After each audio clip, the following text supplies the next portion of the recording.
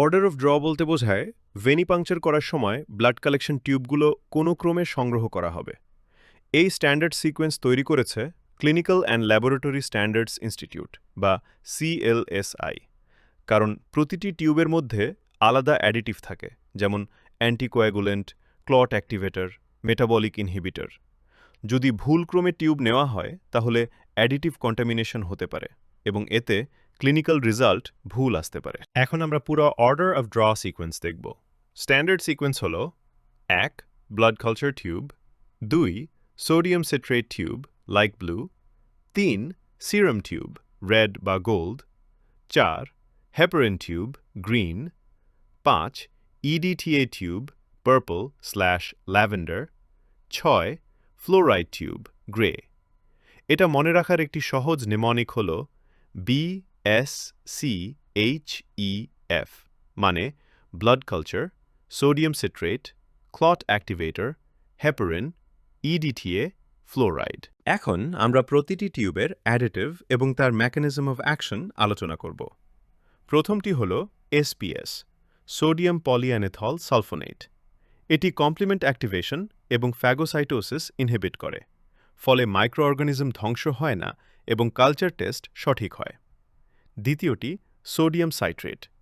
এটি ক্যালসিয়াম আয়নকে চিলেট করে clot formation বন্ধ করে, তাই কোয়াগুলেশন টেস্ট যেমন পিটি বা এপিটিটি সঠিকভাবে করা যায়। সিরুম টিউবে থাকে ক্লট অ্যাক্টিভেটর। এটি প্লেটলেট অ্যাক্টিভেশন করে, ক্লটিং শুরু করে এবং সিরুম সেপারেশন সহজ করে। হেপারিন টিউবে থাকে হেপারিন, যা অ্যান্টিথ্রম্বিন 3 অ্যাক্টিভেট করে এবং থ্রম্বিন ইনহিবিট করে। EDTA টিউবে থাকে EDTA, যা শক্তভাবে ক্যালসিয়াম বাইন্ড করে, ক্লটিং বন্ধ করে এবং ব্লাড সেল মরফোলজি প্রিজার্ভ করে। গ্রে টিউবে থাকে ফ্লোরাইড এবং অক্সালেট। ফ্লোরাইড গ্লাইকোলিসিস ইনহিবিট করে, তাই গ্লুকোজ লেভেল স্থির থাকে। প্রথম 3টি টিউব কেন এই ক্রমে নেওয়া হয় তা এখন বুঝব। প্রথমে ব্লাড কালচার নেওয়া হয়, কারণ স্টেরিলিটি খুব গুরুত্বপূর্ণ।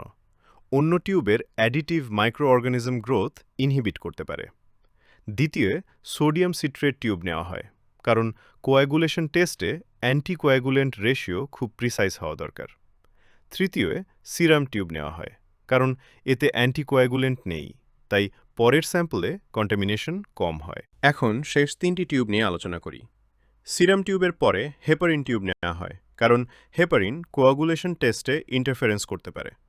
তারপর EDTA টিউব নেওয়া হয়, কারণ EDTA ক্যালসিয়াম স্ট্রংলি বাইন্ড করে এবং অন্য টেস্টে ইন্টারফারেন্স করতে পারে।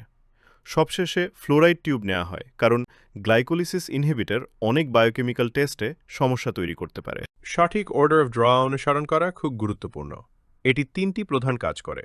প্রথমত, অ্যাডিটিভ ক্যারিওভার প্রিভেন্ট করে। দ্বিতীয়ত, ল্যাবরেটরি রেজাল্টের অ্যাকিউরেসি বজায় রাখে।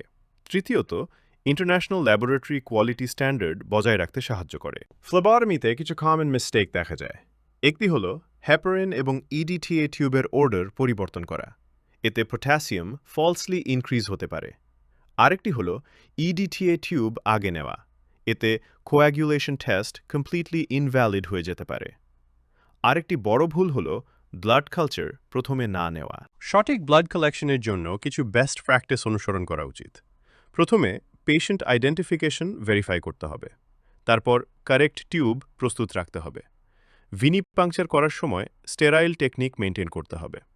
প্রতিটি টিউব ফিল করার পরে জেন্টল ইনভার্সন করতে হবে এবং বেড সাইডে লেবেল করতে হবে। আজকের আলোচনার মূল বিষয়গুলো হল অর্ডার অফ ড্র হল ফ্লেবটমির একটি ফান্ডামেন্টাল প্রিন্সিপল। প্রতিটি টিউবের অ্যাডিটিভের স্পেসিফিক মেকানিজম আছে এবং ভুলক্রমে মিলে টেস্ট রেজাল্ট ইন্টারফিয়ার করতে পারে। সঠিক সিকোয়েন্স অনুসরণ করলে স্পেসিমেন কোয়ালিটি ভালো থাকে এবং ল্যাবরেটরি রেজাল্ট রিলায়েবল হয়। সবাই মনে রাখবেন, ব্লাড কালচার থেকে, সিট্রেট থেকে, সিরাম থেকে, হেপারিন থেকে, EDTA থেকে, ফ্লোরাইড। ধন্যবাদ।